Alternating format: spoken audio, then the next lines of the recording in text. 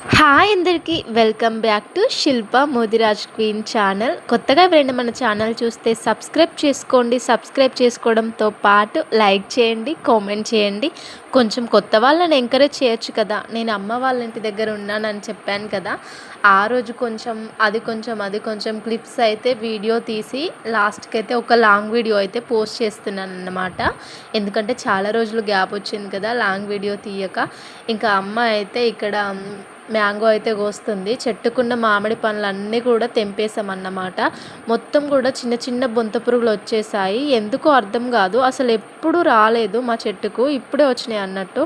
ఇంకా అన్నీ తెంపేసి పండబెడదాం అన్నట్టుగా అయితే పండబెట్టాము. పండినట్టుగానే కోసుకొని అయితే తింటున్నాం అన్నమాట. ఇంకెందుకో చపాతీ తినాలనిపించి క్రేవింగ్ అనిపించింది. ఇక చపాతీ తినడం అయితే స్టార్ట్ చేశాను. అసలు ఈ ఎండకు చస్తామా బ్రతుకుతామా ఏంటి అసలు అర్థం కావట్లేదు. దేవుడు ఎందుకు ఇంతలా మన పైన పగబట్టారంటారు. అందుకు తోడు మళ్ళీ మాకు కరెంట్ కూడా సరిగ్గా ఉండదు. అమ్మ వాళ్ళ ఇంటి దగ్గర ఊకే పోతూనే ఉంటుంది అక్కడ.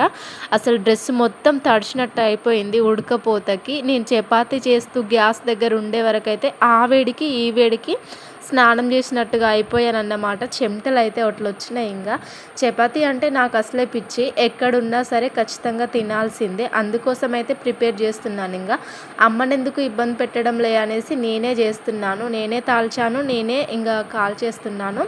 కర్రీ అయితే తర్వాత అమ్మే ప్రిపేర్ చేస్తుంది. నా కూతుర్లు అయితే ఇక్కడికి వచ్చిన తర్వాత నుంచి అసలు కింద పడుతూనే ఉన్నారు. అమ్మ వాళ్ళ ఇంటి దగ్గర కొంచెం నేల ఉంటుంది కదా, బొడుగలు అయితే రాళ్ళు ఉన్నాయి అన్నట్టు.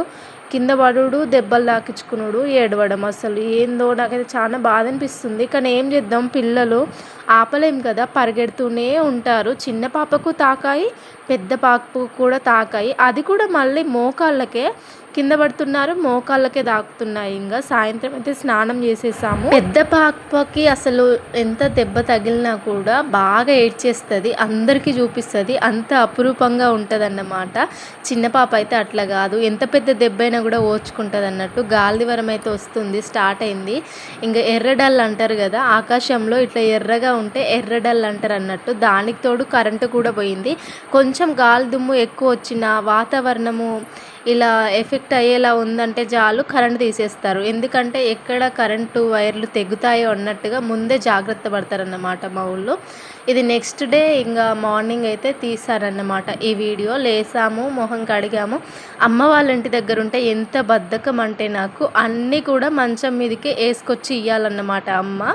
పాపం నేను వెళ్ళినప్పుడల్లా తనకి పని ఎక్కువైపోతుంది. ఎందుకంటే ఇక్కడ చేసి ఉంటాం కదా, అక్కడైనా రెస్ట్ తీసుకుందాంలే అన్నట్టుగా వెళ్తాను. మా అమ్మ కూడా ఏమన్నదిలే చెయ్యమనేసి. నేను పిల్లలతోనే అక్కడ నన్ను సతాయిస్తూ ఉంటారు, చేస్తుంది కదా నేను చేసి పెడతానులే అనుకుంటుంది. కానీ ఒకవేళ ఏమన్నా అన్న కూడా నేను వెంటనే అలిగేస్తానన్నమాటను. ఇక అలుగుతాననేసి ఏమీ అన్నదు. బాప అయితే పొప్పాయ తీసుకొచ్చిండు. దీని గురించి అయితే నేను ఒక షార్ట్ వీడియోలో కూడా పెట్టానన్నమాట. ఇంకా మధ్యాహ్నం అయితే బాప వచ్చినాకనే ఇదైతే పక్కకి 2 రోజులు పట్టింది టైము పండడానికి. నార్మల్గా ఎవరి చెట్టుకో తెంపుకొచ్చిండు అన్నట్టు. చెట్టు మీద పండితే ఆ టేస్టే వేరుంటుంది కదా, ఏ పండైనా సరే. కానీ ఇట్లా తెంపి పక్కన పెట్టి మనం పండబెట్టామనుకోండి అసలు బాగుండదు, కొంచెం చప్పగా అనిపించింది. ఇక తర్వాత రోజు అయితే బాప అయితే ఫిష్ తీసుకొచ్చిండు. శన అయితే వేయించుకొని తింటున్నాం అన్నట్టు. ఇంకా నాకు శన అంటే చాలా ఇష్టం రా అసలుకి. శన ఉన్న చేపలు తీసుకురావాలనిపిస్తుంది, కాకపోతే ముక్కలు తక్కువ వెళ్తాయి, శన ఎక్కువ వెళ్తుంది. అట్లా లాస్ అవుతాం అనేసి ఎక్కువ మంది శన ఉన్న చేపలు అయితే తీసుకోరు. కాకపోతే శన తింటే కూడా చాలా మంచిది కదా, అది కూడా బాయిల్ చేసి సూప్ లాగా అయితే ప్రిపేర్ చేసుకోవచ్చు. 17 డేస్ అయితే అమ్మ వాళ్ళ ఇంటి దగ్గర ఉన్నాను. ఒక్కసారిగా మా హస్బెండ్ వచ్చి ఇంటికి తీసుకొస్తుంటే ఎందుకో తెలియదు, నాకు అస్సలు రావాలనిపించట్లేదు. చాలా బాధ అనిపించింది. చాలా రోజులు ఉన్నాను అనుకోండి, అక్కడ వాతావరణంకే ఎక్కువగా కనెక్ట్ అయిపోతాను. వెళ్తుంటే ఏడుపు వచ్చేస్తుంది నాకైతే. అలా వెళ్ళి ఇలా వచ్చామనుకోండి నాకేం ఎక్కువగా ఉండాలన్నట్టు అనిపించదు. ఎక్కువ రోజులు ఉంటే అయితే అమ్మ వాళ్ళ ఇంటి దగ్గరనే ఉండాలనిపిస్తుంది నాకు. ఇంక ఇంటికి వచ్చే వరకు అయితే ఇల్లంతా చిందరగా ఉందన్నమాట. ఇక అన్నీ సర్దలేదు, ముందైతే వంట చేస్తున్నాను. ఇంకా ఈ సెల్ఫ్లు అన్నీ సర్దాలి, అన్నీ చెయ్యాలన్నమాట. కాసేపు పడుకున్న తర్వాత చేద్దాం అనేసి వంట అయితే ప్రిపేర్ చేస్తున్నాను. ఎందుకంటే పిల్లలకు తినిపించాలి కదా! నేను తిన్నా తినకపోయినా పిల్లలకు తినిపించాలి. వేడివేడిగా పప్పు అయితే ప్రిపేర్ చేశాము. ఈరోజైతే సాటర్డే అన్నమాట. అందుకే పప్పు అయితే చేశాను ఇంకా. పిల్లలిద్దరికీ తినిపించిన తర్వాత ఇంక నేనైతే ఇంట్లో పని స్టార్ట్ చేద్దాం అనేసి అయితే ఫిక్స్ అయిపోయాను ఇంకా. అసలు వస్తుంటే చాలా బాధ అనిపించింది అమ్మ వాళ్ళ ఇంటి దగ్గర నుంచి. తెలీదు ఇక చాలా రోజులు ఉంటే అంతే ఆడపిల్లలు, నేననే కాదు ఎవరైనా అంతే అనుకుంటా. ఇంక వాటర్ గ్లాస్ అయితే తీసుకొచ్చాను. వాటర్ ఉంటేనే తింటారు మా వాళ్ళు. ఒక ముద్ద పెట్టాలి, మళ్ళీ ఒక బుక్క వాటర్ పోయాలి, అట్లయితేనే తింటారన్నమాట. అన్నం తినిపించిన, ఇంట్లో పని అంతా చేసిన, చపాతీలు చేసిన, సెల్ఫులు దూడ్చిన, ఫ్రిడ్జ్ తుడిచిన, అన్నీ తుడిచే వరకు అసలు చాలా అలసిపోయానురా. పిల్లలిద్దరికి స్నానం పోసాను. ఇంకా వాళ్ళకైతే టీవీ పెడితే టీవీ చూస్తున్నారన్నమాట. ఇక చపాతీలు చేసిన గిన్నెలు అవి ఇవి అన్నీ తోమేశాను, నీళ్ళు పెట్టుకున్నాను. స్నానానికైతే ప్రిపేర్ అవుతున్నానన్నమాట.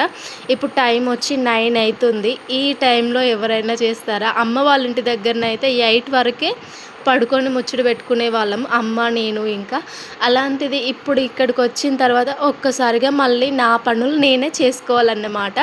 ఎన్ని రోజులు ఎంత సుఖంగా ఉన్నానో, కాళ్ళ దగ్గరికి అన్నీ తీసుకొచ్చి పెట్టేది, ఇప్పుడు అన్నీ నేనే చేసుకోవాలి. ఇంకా తప్పుతుందా? పిల్లలకైతే స్నానం పోసాను. ఇక నేను చేద్దాం. గాలి వారం అయితే ఫుల్ వస్తుంది. దానికి తోడు మోటార్లో వాటర్ అయిపోయాయన్నమాట. ట్యాంక్లో వాటర్ అయిపోయాయనేసి నేనైతే వెళ్ళి స్విచ్ అయితే వేసి వచ్చానన్నమాట మోటార్. ఇంకా ఎందుకంటే కరెంట్ ఉంటుందో పోతుందో, ట్యాంక్లో వాటర్ ఉండాలి కదా అనేసి అయితే చేశాను. ఇంకా ఇప్పుడు 9:30 అవుతుంది. నేనైతే చపాతీ ఇంకా పప్పు అయితే వేసుకుంటున్నాను. స్నానం చేసి ఫ్రెష్ అప్ అయ్యాను. పిల్లలు ఇద్దరు అల్లరి చేస్తున్నారు, పడుకుందాం మమ్మీ ఏమైంది అనేసి. తింటే కొంచెం నాకు కూడా ఫ్రీ అవుతుంది కదా. ఇన్ని పనులు చేశాను, కాళ్ళు చేతులు లాగుతున్నాయి. ఇంకా 3 చపాతీలు వేసుకున్నాను రా. నాకైతే 5 అయినా సరే తిన్నట్టే అనిపించదు.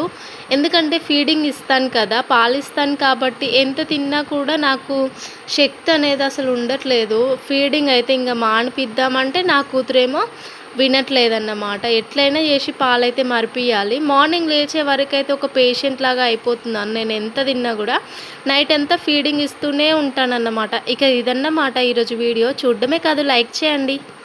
ఏంటి అప్పుడే వీడియో అయిపోయింది అనుకున్నారా? లేదన్నమాట. ఇంకా 2 క్లిప్స్ అయితే యాడ్ చేశానన్నమాట. ఇప్పుడు టైం వచ్చి 10:30 అవుతుందన్నమాట. ఎందుకో చాయ్ పెట్టుకోవాలనిపించింది. 4 చపాతీలు తిందాం అనుకున్నాను, కానీ 3 తిన్నాను. ఫీడింగ్ ఇచ్చే వరకైతే బాగా ఆకలి అవుతుందన్నమాట. చాయ్ పెట్టుకొని అలా 2 ముంచుకుందాం అన్నట్టుగా మళ్ళీ చాయ్ అయితే ప్రిపేర్ చేసుకుంటున్నాను. అలాగే మొలకలు అయితే ప్రిపేర్ చేద్దాం అనేసి ఇంకా వాటి కోసం అయితే పప్పులు అయితే నానబోసినట్టు. 10:30, 11 అవుతుంది. ఇంకా మా హస్బెండ్ అయితే రాలేదు, తన కోసం వెయిట్ చేస్తున్నాను. పిల్లలిద్దరు అయితే పడుకున్నారన్నమాట. ఇంకా చాయ్ తాగి 2 చపాతీలు తినేలోపు తనైతే వస్తాడన్నమాట. కాల్ చేశాను.